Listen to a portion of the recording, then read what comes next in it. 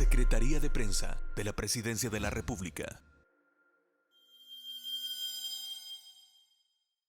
Sí, hubieron bastantes emergencias delicadas. Yo creo que, como bien lo mencionaba, este es un punto en el cual pues todos los salvadoreños estamos de luto por una situación de emergencia nacional, como ha sido este evento o esta situación de estampida en el Estadio Cuscatlán. Y creo que es bien importante el tener en presente que este tipo de situaciones pueden suceder, pero también tener presente que existe un equipo, existe un protocolo y existe un trabajo articulado, no solo por las instituciones del sistema de salud o del sistema integrado de salud, sino que también por comandos de salvamento, por todas las diferentes entidades también que brindan seguridad a la población salvadoreña. Y en ese aspecto vimos cómo inmediatamente se activaron todos los equipos, fueron alrededor casi de 50 ambulancias que se movilizaron, entre ambulancias del sistema de salud, entre ambulancias del Seguro Social, entre ambulancias de comandos de salvamento, lo cual nos permitió dar una respuesta rápida. El tiempo de respuesta fue de 5 a 9 minutos.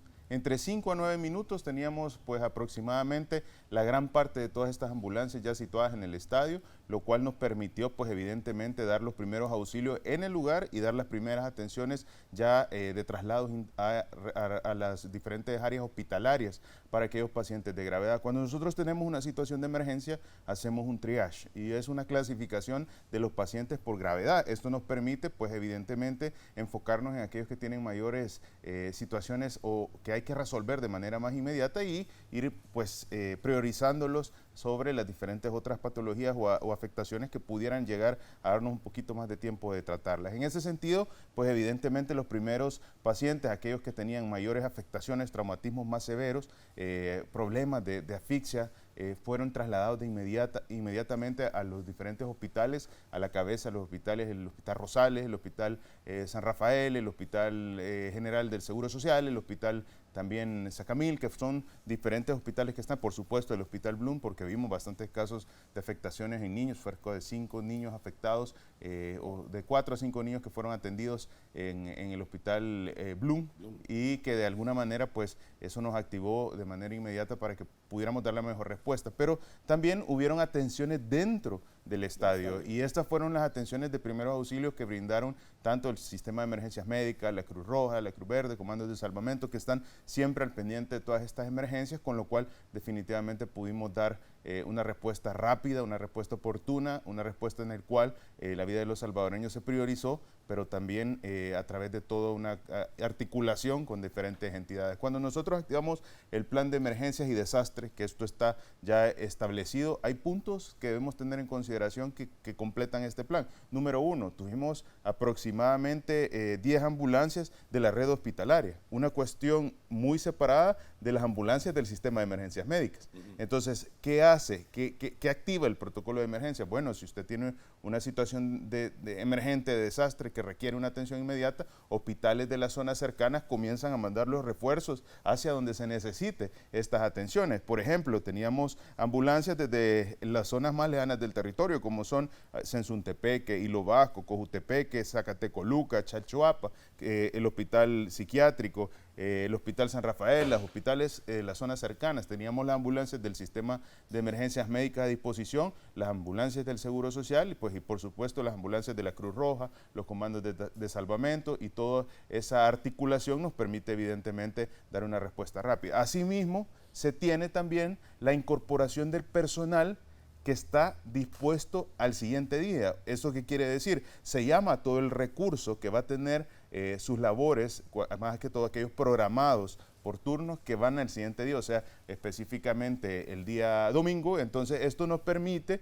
que los staff, los agregados, el personal, se vaya sumando a los hospitales para poder dar una atención, cubrir toda la demanda, y también se hace una redistribución en el interior del hospital para poder dar mayor agilidad a las áreas de emergencia. En paralelo también se activa que las atenciones rutinarias o las atenciones emergentes convencionales pues puedan ser redistribuidas a los hospitales, a ciertos hospitales, para liberar a aquellos hospitales que están brindando la atención en las emergencias. Esto nos permitió, pues evidentemente, pues darle atención, y que cerca de las 2 de la mañana de ese mismo día ya la mayoría de pacientes habían sido evaluados, habían sido dados de alta, porque pues tuvieron intervenciones inmediatas, y evidentemente esto nos permitió hasta el momento no tener letalidades en el hospital o en todas las atenciones de traslado de estas emergencias ha sucedido este evento tan desastroso. Doctor, ministro, antes de ver en detalle el número de las atenciones que se brindaron tanto en el estadio como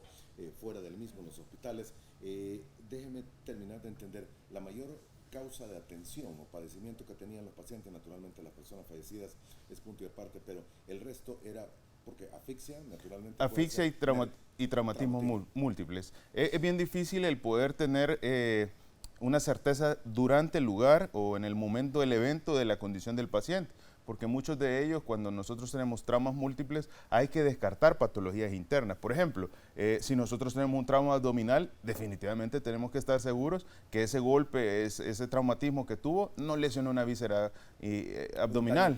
Es correcto. Entonces hay que descartar trauma cerrado de abdomen, hay que descartar un trauma cerrado de tórax, hay que descartar traumas craneoencefálicos. Recordémonos que había hasta cierto punto alteraciones en el sensorio o en el sistema neurológico debido a la misma asfixia que estos pudieron haber tenido en el momento. La mayoría de los pacientes evidentemente pudo resolver rápidamente, porque eran situaciones en las que se combinaban las asfixias con ciertos traumatismos, porque como logramos evidenciar en las imágenes, pues había una situación de bastante aglomeración de personas, una dificultad para la fluidez, y evidentemente eso genera disminución de la cantidad de oxígeno circulante, lo cual entra a las personas en asfixia. Normalmente la partícula de aire está compuesta por un 20.9% de oxígeno, pero nosotros decimos al 21% del oxígeno. Todo lo demás son otros gases, principalmente nitrógeno, CO2 y todas las partículas. Pero ¿qué pasa cuando hay una gran consolidación de personas? Bueno, ese 21% de oxígeno se ve limitado debido al alto consumo, y esto puede hacer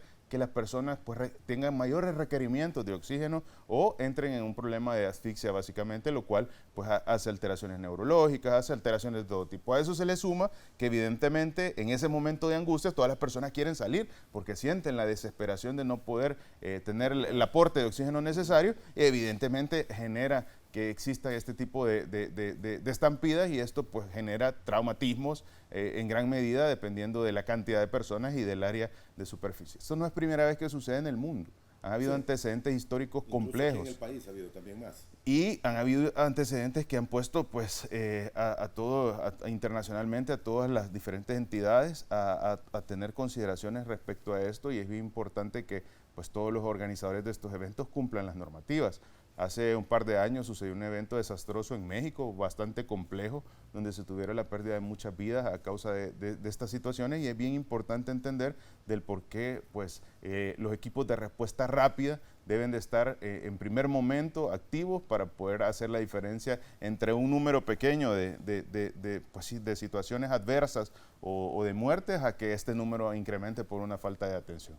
Con lo que respecta al sistema de salud, podemos decir que no tenemos letalidades de todos los 88 evaluaciones que se dieron intrahospitalarias, tanto masculinos como femeninos, menores de edad, mayores de edad, no se tuvieron letalidades. Las personas que fueron llevadas a hospitales, atendidos en hospitales, ninguno falleció. Gracias a la oportuna atención del sistema de emergencias médicas, comandos de salvamento, Cruz Roja, Cruz Verde, Seguro Social y todas las entidades que se sumaron, no tuvimos letalidades porque se tuvo una respuesta inmediata, oxígeno suplementario, reanimación, ¿verdad? Habían pacientes que requirieron máximas urgencias. Eso quiere decir que llegan a los hospitales donde se tiene que atender aquella emergencia inmediata, porque si no puede haber una pérdida de vidas, y todos estos fueron evaluados oportunamente, atendidos oportunamente, y pues no hay letalidades en los hospitales. De las personas que fallecieron, doctor, ¿la mayoría fueron qué? ¿Asfixia, o fueron también golpes, o fueron también que pasó encima la estampida de personas? Realmente la hipótesis es que sean por asfixia y también por traumatismos. Ahora,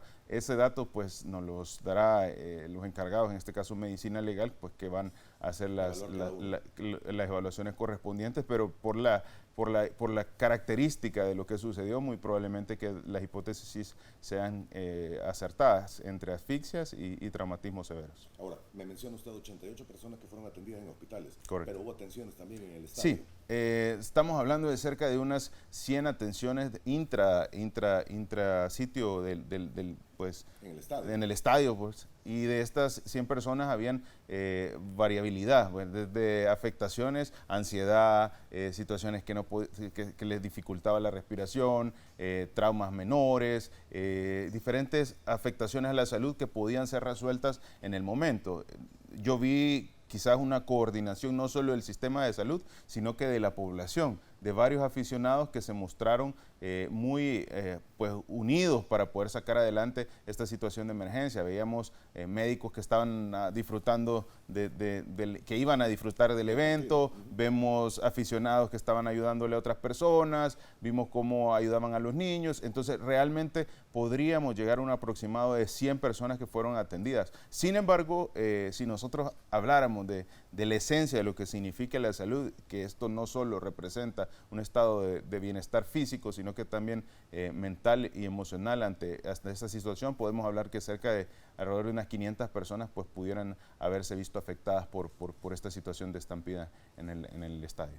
Muy bien, hay muchos casos y hay naturalmente que hablar porque quedarán más que traumatismos físicos, traumatismos mentales también y psicológicos que van a tener los pacientes de aquí en adelante. Correcto. Y pudo haber habido también atenciones en el sistema privado médico. Sí, eso siempre es una posibilidad. Recordemos que ante este evento, pues toda la población inmediatamente buscó las diferentes salidas. Hay pacientes que probablemente fueron desplazados por sus propios medios a diferentes zonas asistenciales del sector privado. Entonces, podemos tener en consideración que un evento de este tipo pues completa varias aristas y hay que tener presente de que lo más importante es tener una respuesta inmediata y lo más importante es que todos trabajemos al unísono para poder garantizarle la salud a la población. Evidentemente no debemos llegar a esta situación. Sí. Tenemos que hacer todo lo necesario para que este tipo de situaciones pues no sucedan o no se repitan y es ahí donde las autoridades correspondientes tienen que hacer las evaluaciones y los análisis y las investigaciones para dar con qué realmente sucedió y quiénes son los responsables. De todas estas personas que fueron llevadas a los hospitales, ¿todos han sido dados de alta?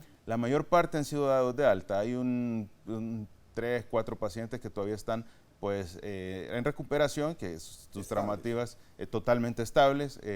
Ya la mayoría fue dada de alta, pero estos 3 o 4 pacientes requieren un poco más de observación. Muy probablemente en el transcurso de este día sean dados de alta. No hay ningún paciente de gravedad y no hay letalidad a este momento. Muy bien, si tuviera que estimar el número de médicos de galenos que estuvieron siendo parte de las atenciones, el número es gigantesco.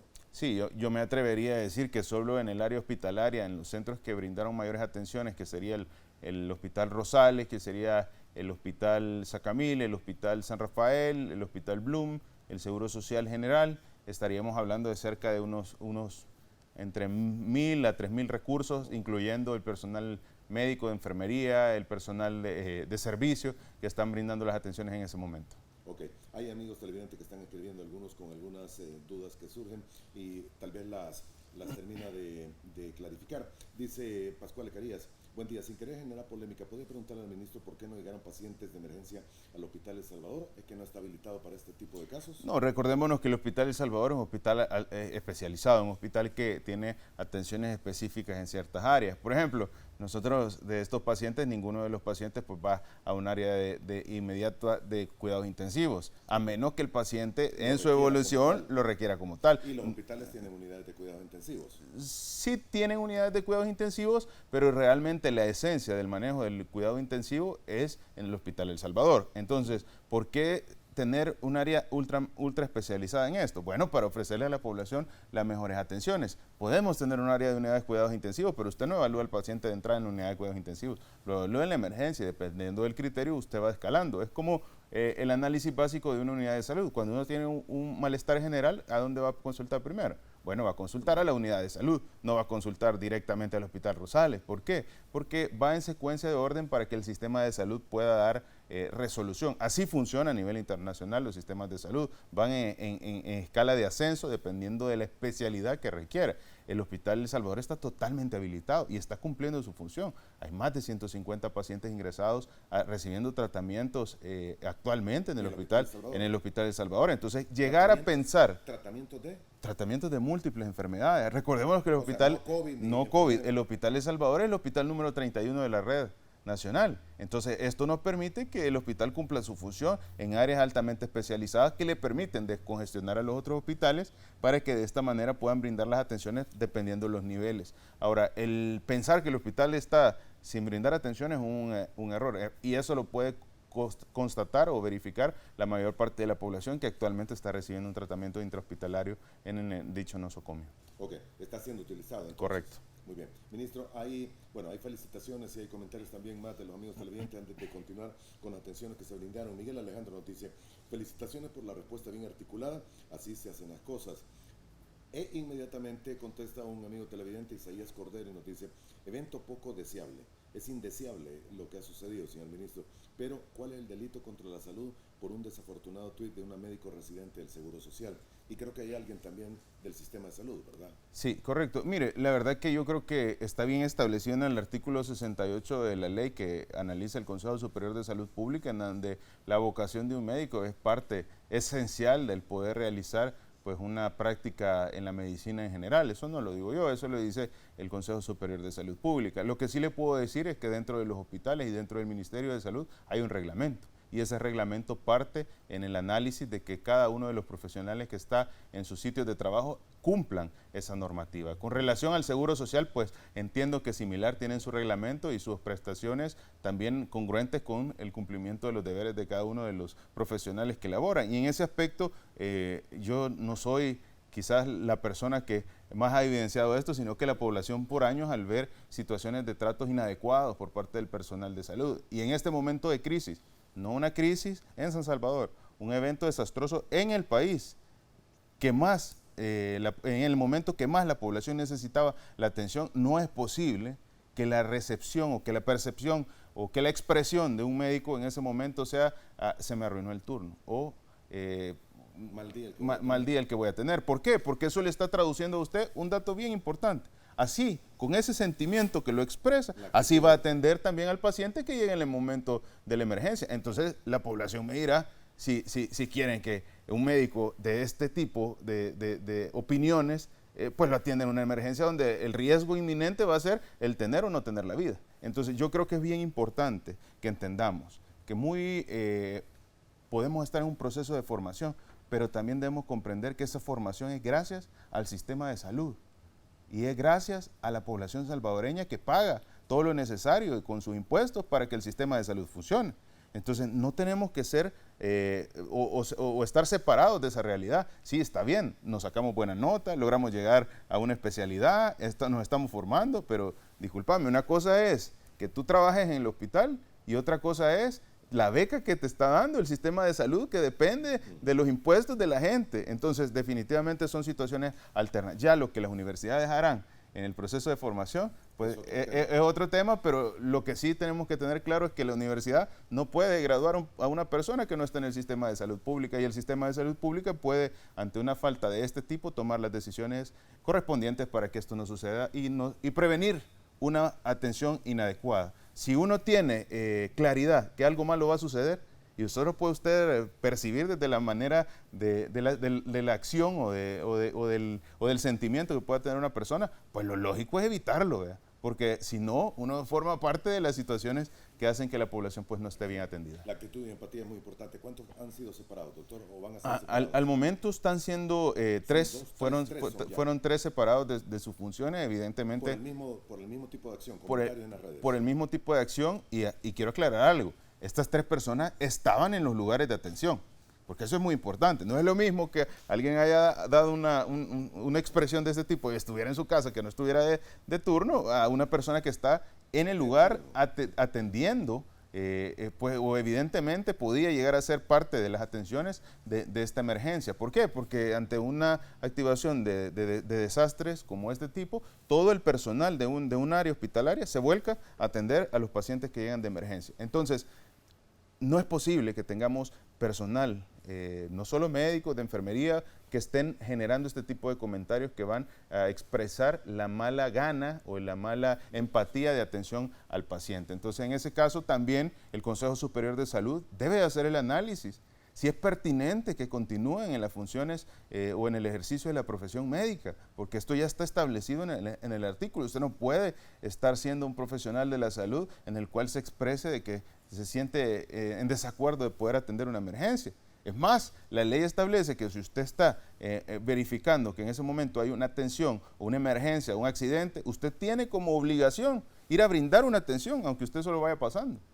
Porque ese es el deber ser en la profesión de medicina. Y aquellos personas o trabajadores que no tengan ese sentimiento o que solo quieran aprovecharse del sistema para formar capacidades, especializarse y después dedicarse a la práctica privada, creo que no tienen derecho a que el sistema de salud invierta en su formación, porque cada uno de estos profesionales es una inversión del sistema de salud en recurso humano, en capacitación. No tienen derecho a que esto siga así. Muy bien, cambio de tema, otra pregunta. Rogelio Orellana, Noticias Ingeniero, buenos días. Una pregunta al ministro.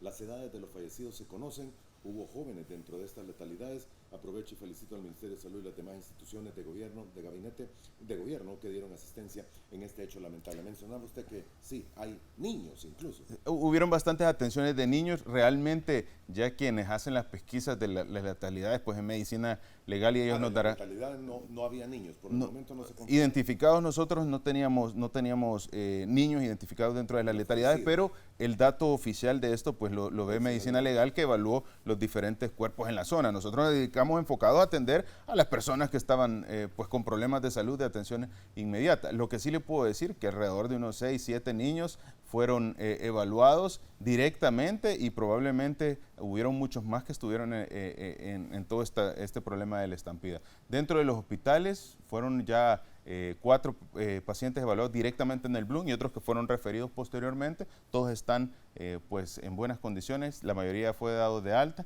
y creo que la respuesta oportuna hizo la diferencia entre perder la vida o pues ahora poder estar con sus familias. Cuando va a haber encuentros de fútbol de este tipo entre dos equipos como los que estaban en el partido en esta ocasión que se iba a desarrollar, naturalmente cualquiera piensa de antemano qué es lo que podría ocurrir.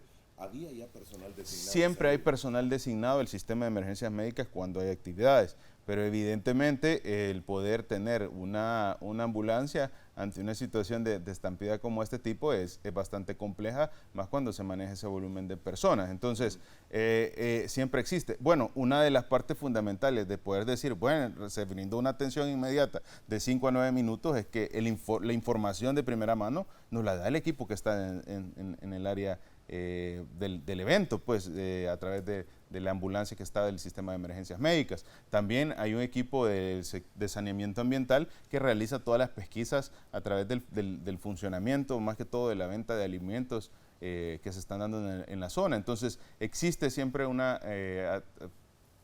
un punto de atención de emergencias ante esta situación, pero que se está enfocando a emergencias bien precisas. Ante una situación de estampida, pues es ilógico pensar que una ambulancia pues va a dar esa atención, pero es ahí donde tenemos la fortaleza de activar todo el sistema. Mire, que uno tenga la ambulancia de Sensuntepeque y Lubasco, de Chalchuapa aquí, esto demuestra que en el momento en el cual se hizo la evaluación de la situación de riesgo del evento, en ese momento se tomaron decisiones oportunas. O sea, no es que las ambulancias se dejaron venir desde Chalchuapa para acá, sino que había alguien designado para tomar esa decisión. Es correcto. Podía moverse. Y eso se establece en el plan de emergencia. ¿Y ese plan de emergencia cuándo está activo? Bueno, 24 horas, los 7 días de la semana, todos los días del año. ¿Por qué? Porque uno nunca sabe cuándo va a suceder un evento de este tipo. Alguien dirá, bueno, pero ¿y por qué tenemos a alguien de turno que probablemente no va a hacer nada? Bueno, porque probablemente en algún momento en el tiempo pueda suceder una emergencia como la que sucedió y en ese momento la gente lo va a valorar, la gente va a ver la diferencia entre haber tenido una respuesta de este tipo en el cual casi 50 ambulancias llegaron de inmediato, según una coordinación no solo del sistema de salud, no estábamos trabajando de manera aislada, estamos trabajando como equipo de respuesta ante emergencias y eso se integra bien con el sistema de salud pública, con el seguro social, con los comandos de salvamento, la Cruz Roja. Ahí nadie está compitiendo, ahí estamos haciendo todo lo necesario por ayudarle a la gente cuando se presentan eventos desastrosos como este tipo. Nos dice Charlie también a través de la Charlie Go, a través de las redes, manejo de la emergencia por el sistema de salud es admirable. De aquí la necesidad de apoyar las entidades de rescate no gubernamentales, porque vimos a todos los cuerpos de socorro, sobre todo aquellos que son reconocidos por sus siglas, cómo llegaron instantáneamente y cooperaron con ustedes. De hecho, creo que en algún momento fueron tal vez de los primeros de estar ahí. Totalmente. Yo creo que fueron un trabajo en equipo, fue un trabajo en el cual cada quien tuvo una participación. El sistema de salud no ha dejado de apoyar a las entidades de ayuda, a los comandos de salvamento, a las diferentes entidades como la Cruz Roja, la Cruz Verde.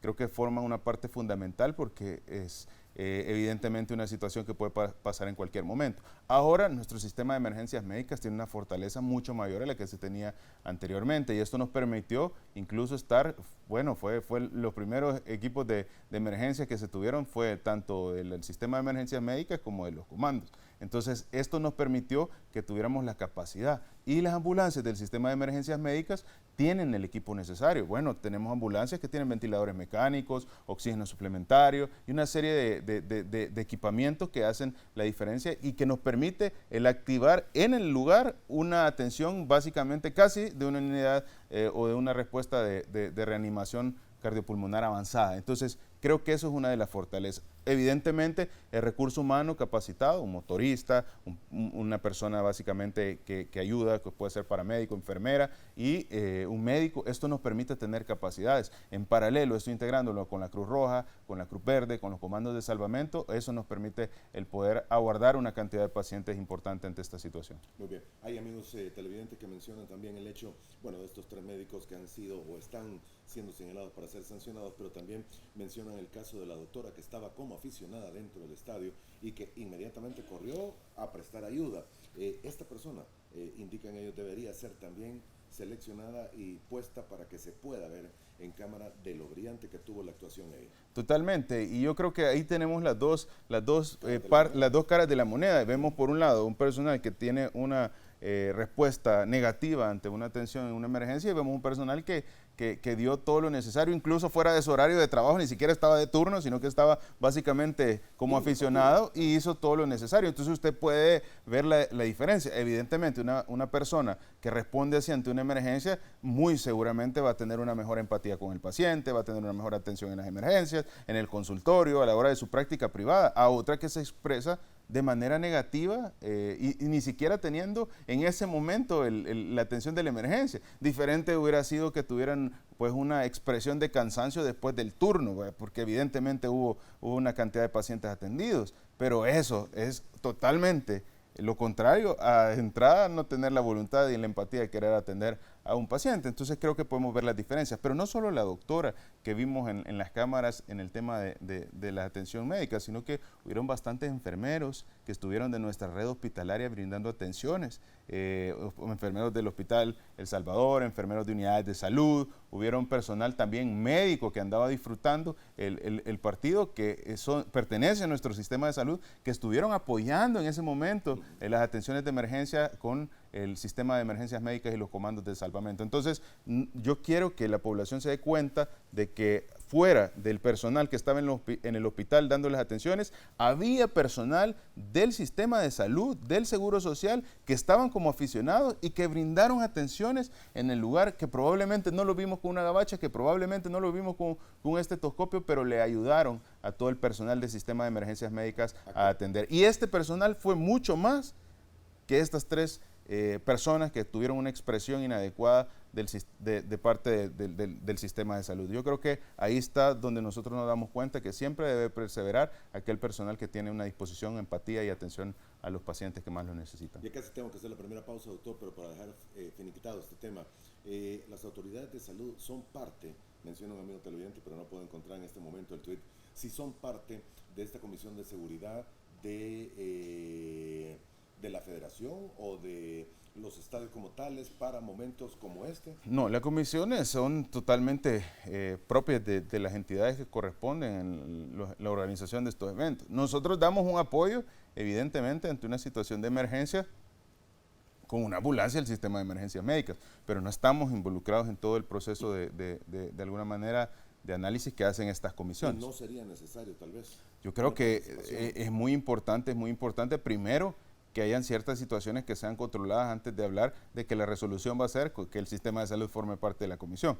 Primero, no vender en exceso los boletos. Esa es la primera característica. Segundo, controlar el tema de la bebida de ingestas alcohólicas. Pues son combinaciones inadecuadas que generalmente llevan a hechos desastrosos. Pero el tener una mala organización, el tener probablemente el exceso de ventas en el tema de la boletería, que no es primera vez que sucede y que ya las autoridades nos dirán si esa es una de las causas, porque tampoco en este momento pues yo tenga la claridad de qué es lo que sucedió, para eso están las investigaciones, pero creo que esas son acciones o puntos fundamentales que deben de estar cubiertos para evitar la máxima posibilidad de que estos eventos vuelvan a suceder. Sí, que es un detonante, exactamente. Y el segundo importante es, bueno, también tenemos que como población tomar ciertas medidas de conducta que sean acordes. Yo creo que uno de los hechos que más nos sorprendió es que en el momento que estábamos dando las atenciones, que estaban llegando las ambulancias, pues la afición, quizás por pelearse con los contrarios, te estaban tirándole piedras a las ambulancias. Por favor, ese tipo de situaciones, déjeme decirle a la población, no es válida. Ese tipo de situaciones debería de no ser, ni siquiera debería de pensarse en la mente tirarle una piedra a una ambulancia. Son situaciones que están fuera del orden, de la ética y del deber ser de un salvadoreño. Se está realizando pues todas estas pues evaluaciones y esta toma de decisiones en diferentes zonas del territorio. A veces entendemos que es bastante complejo el poder estar al pendiente de todas las observaciones de parte de la población, pero créame que tenemos a distribución a nivel nacional equipos de rastreo y equipos de identificación de problemáticas que la población está experimentando. Hemos visto casos desde situaciones de mala empatía o de maltrato hasta situaciones que en ocasiones tienen que ver mucho con la comprensión de cómo funciona el proceso de evaluación. A veces hay situaciones en las cuales, por ejemplo, usted necesita un examen, pero el examen puede ser pues, un examen programado, no necesita ser urgente, porque esto nos permite dejarle espacio a otros pacientes que necesitan el examen urgente en ese momento. Evidentemente, a veces esa poca comunicación que puede existir hace o genera desinformación en el paciente que le da temor. Entonces, créame que uno de los puntos más claves que se está haciendo en el sistema de salud es tratar de generar que las condiciones de atención del paciente sean las mejores, y para eso pues vamos a tener que tomar las medidas pertinentes en el personal que está haciendo lo inadecuado. También estamos desde otra parte apoyando con el recurso humano, apoyando con el equipamiento, con los insumos, para que de esta manera pues también sea más fácil. Por ejemplo, hay situaciones que no vamos a dejarlos sin exponer, y es el hecho de que por años el sistema de salud nunca se vio fortalecido con los equipos de diagnóstico de imágenes y rayos X. Usted sabe que a lo largo del tiempo en el sistema de salud hemos tenido solo un resonador en el sistema de atención de adultos. Un solo resonador de imágenes, uno. En todo el tiempo del ministerio, uno. Y tenemos para los niños uno también, un solo resonador. O sea, en todo el sistema de salud del Ministerio de Salud solo han habido 2 resonadores, uno para niños y uno para adultos. Y eso históricamente en todo el tiempo.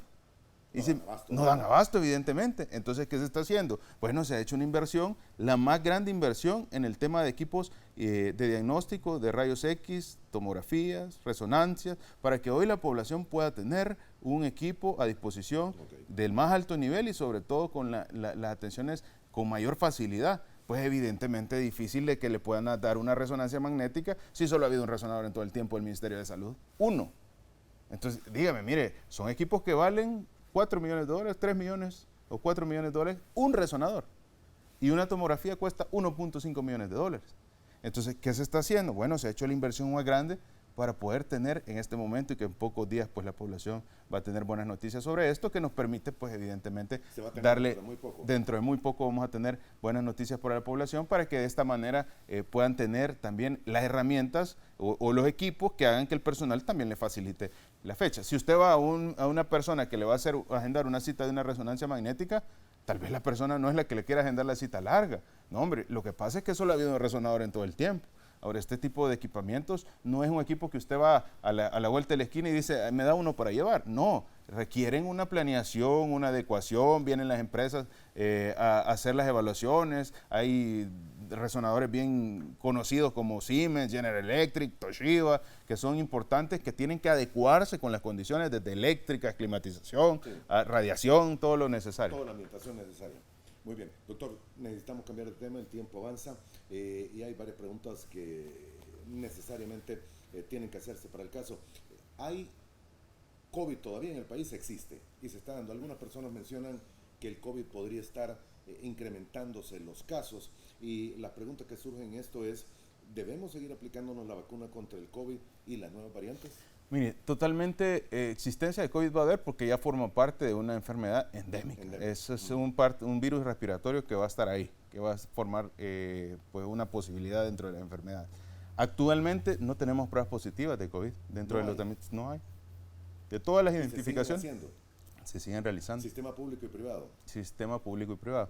Bueno, el privado me imagino que sí, a nosotros nos pasa en el reporte, pero la afluencia de la población a buscar una prueba, créame que ha disminuido totalmente. O sea, la disponibilidad de hacerlas hay, pero la población no llega a hacérsela.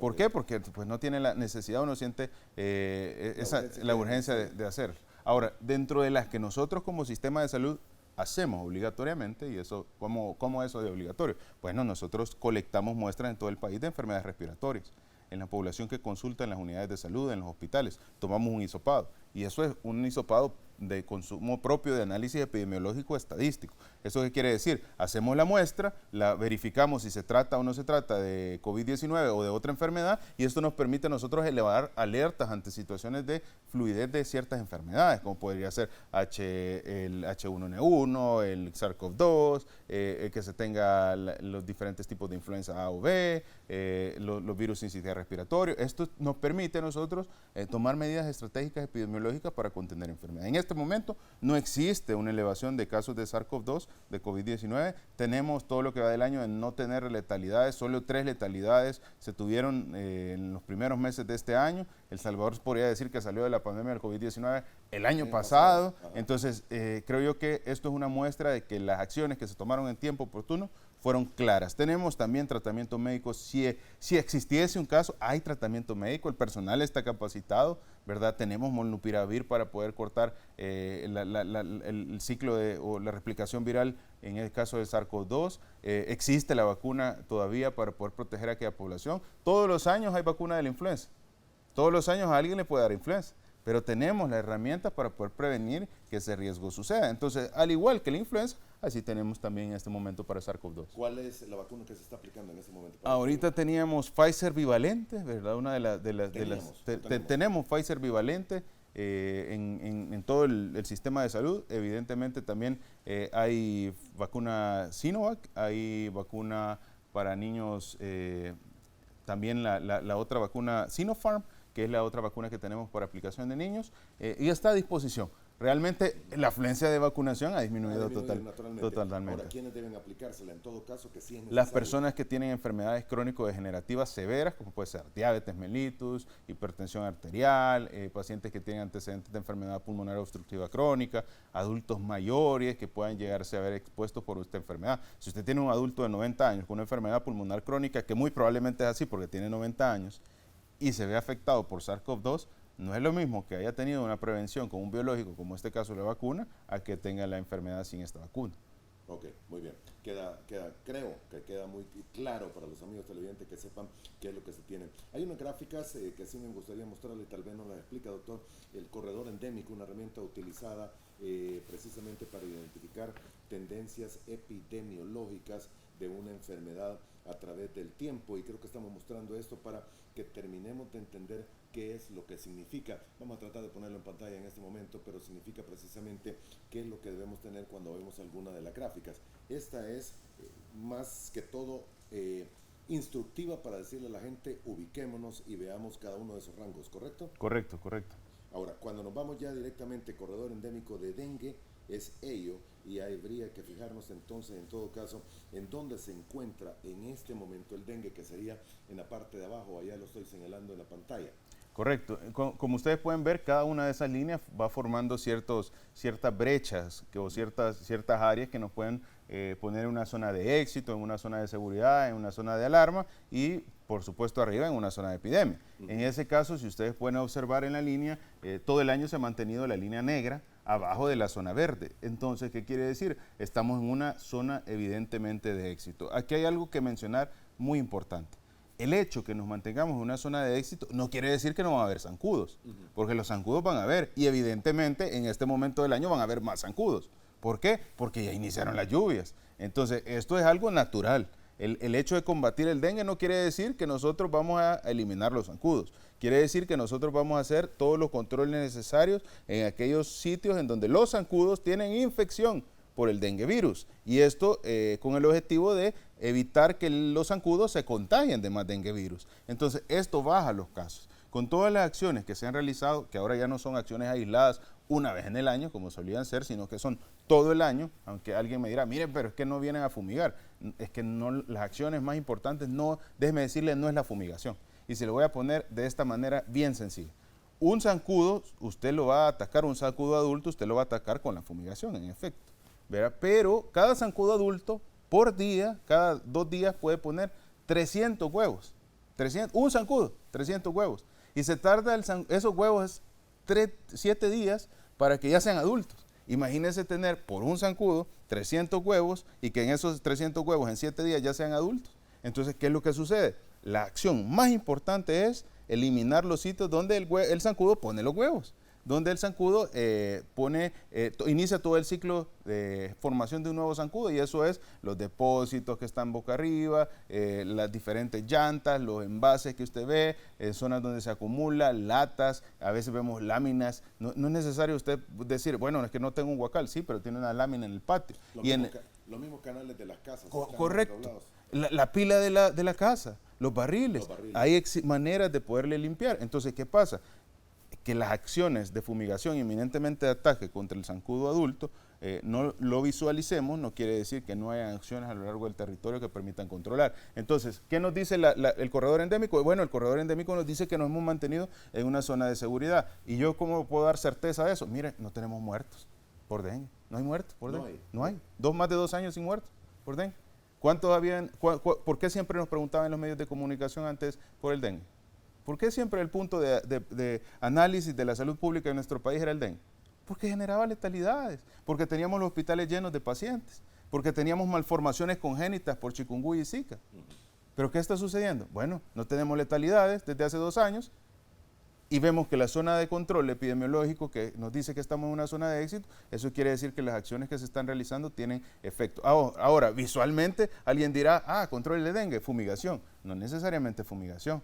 La fumigación la reservamos específicamente para aquellos puntos de control de foco. ¿Eso qué quiere decir? Si yo identifico que un paciente sale con una PCR, con una IgM-IgG positiva para dengue, al 5.º día quiere decir que esa persona tiene dengue. Entonces yo ubico geográficamente a la persona y analizo que toda esa área, en ciertos kilómetros a la redonda, es una posible área de contagio de dengue. Entonces ahí se dirigen las fumigaciones. ¿Por qué? Porque vamos a ir a matar a los zancudos adultos, que pueden seguir picando a la gente y que pueden seguir transmitiendo el dengue. Entonces, esos son los controles de foco que todo el equipo epidemiológico está realizando. Tienen que estar atentos, cada salvadoreño debe hacer su parte para eliminar estos depósitos de agua. La neumonía, para el caso, es otra de las gráficas que tenemos precisamente. Esta se encontraría un poco por encima de la zona de éxito, pero está dentro del margen de la zona de seguridad. Nosotros podemos considerar que estamos bien siempre y cuando estemos entre el corredor de la zona de éxito y el corredor de la zona de seguridad. ¿Por qué no siempre vamos a estar en el corredor de éxito? Por una razón bien particular. Todos los años no va a ir bajando las enfermedades, porque si no va a llegar un momento que no tengamos enfermedades. Entonces, evidentemente, no puede ir todos los años estando en la zona de éxito, porque sería una información que no es cierta, ¿verdad? Una información que no es precisa. Cada año van a haber variaciones que dependen en el corredor endémico en muy corto plazo de datos, si están en la zona de seguridad o si están en la zona de éxito. ¿Qué forma el corredor endémico? 10 años de información. La recopilación de 10 años de información nos dice cuál es el estándar o lo normal que ha vivido el país. ¿Podemos mejorar el corredor endémico? Sí, lo podemos mejorar, pero para poder mejorar el corredor endémico tienen que pasar 10 años con una tendencia favorable. Entonces vamos a ir bajando los datos del corredor endémico. Eso van a ser más correcto. ¿Lo podemos observar? Sí. Mire, ya llevamos 2 años de tener letalidades por dengue. Si seguimos en esa tendencia, evidentemente el corredor endémico cada vez va a ser más exigente para la salud pública, ¿verdad? Para mantener esos valores de la salud pública en el cual pues estamos de manera favorable con la arbovirosis. ¿Qué son las EDA? Las enfermedades diarreicas agudas. Ok, ese es un tema también, ministro. Sí, las enfermedades diarreicas agudas, recordémonos, siempre siempre tienen un incremento en esta época del año por el inicio de las lluvias. El famoso mal de mayo, ¿verdad? Que siempre es importante tenerlo en consideración y que la población pues tiene que tener siempre las prácticas adecuadas de lavado de manos. Estamos en zona de éxito, ¿no? Por el momento...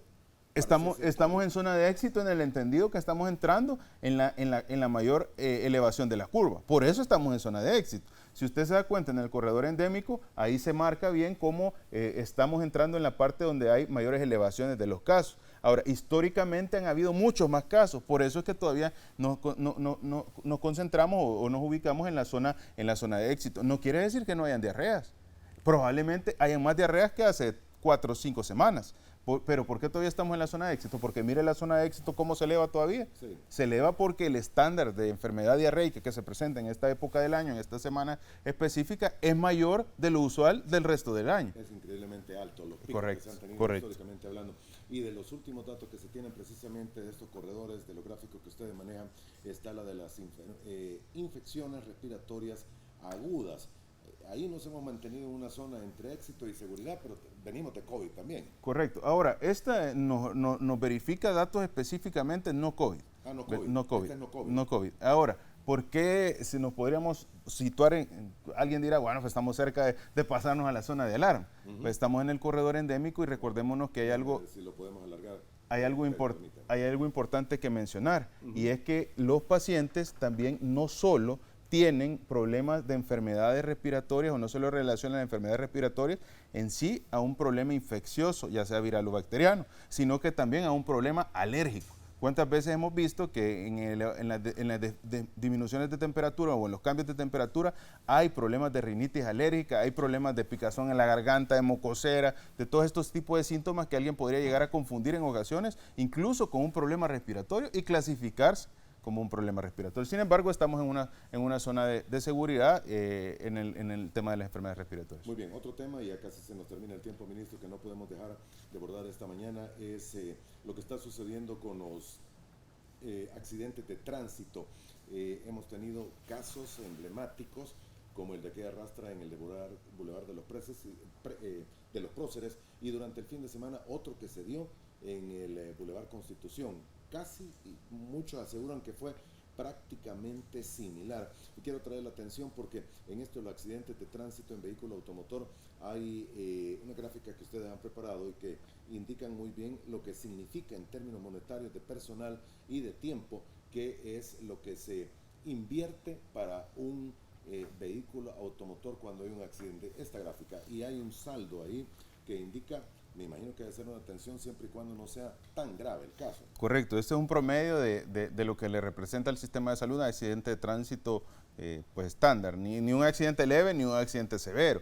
Estamos hablando de 24.463 por persona que le representa al sistema de salud, y eso el sistema de salud tiene todo el funcionamiento del día a día, lo cual disminuye los costos. Entonces, ¿qué es esta situación? Bueno, accidentes como lo que hemos observado de esta rastra el día de ayer, evidentemente es una situación que la población pues siempre está expuesta a tener una situación de salud por una inadecuada cumplimiento de la normativa del Viceministerio de Transporte. Y es ahí donde siempre recalcamos que el sistema de salud puede hacer lo humanamente posible por tratar de salvaguardar la vida, pero ante eventos tan importantes que ponen en riesgo la vida o traumatismos severos como son los de los accidentes de tránsito, no solo representa un alto costo para el sistema de salud, sino que también dificulta las posibilidades de intervención que pueda tener el sistema de salud para rescatar la vida. Un trauma craneoencefálico severo, un trauma cerrado de abdomen, un trauma de tórax que requieren una atención inmediata y que en ocasiones pues la respuesta médica puede llegar a ser mínima en el sentido de que el resultado de la atención brindada la severidad del traumatismo puede ayudar al paciente, eso nos pone en una situación compleja ante los accidentes de tránsito. Nuestro esquema de vacunación está siendo fortalecido, nuestro esquema de vacunación va a tener muy buenas noticias para los salvadoreños y esto enfocado a hacer lo necesario para que las familias salvadoreñas estén seguras. Muy bien, y del resto de vacunas está 100%. Está cubierto el país. Está cubierto el país. Se tiene lo necesario para poder brindar las atenciones y se está modernizando el sistema de registro nominal de vacunas, lo cual va a ser tan sencillo que ahora usted pueda, si tiene una actividad fuera del país en aquellos que requieran vacuna de la fiebre amarilla, pues va a tener la cartilla en el celular para que ya no tenga que estar yendo a la unidad de salud a pedirla porque siempre la perdemos. Entonces es bien importante cómo la modernización del sistema de salud a través de nuestro programa del SIS, del Sistema Integrado de Salud, le pueda facilitar no solo para aspectos tanto del expediente, sino que también aspectos importantes como los biológicos. Gracias. Secretaría de Prensa de la Presidencia de la República.